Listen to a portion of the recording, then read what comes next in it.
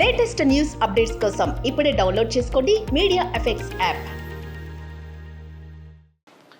Bajaj auto జూన్లో సిఎన్జితో నడిచే commuter బైక్ను విడుదల చేసే అవకాశం ఉన్నట్లు తెలుస్తుంది.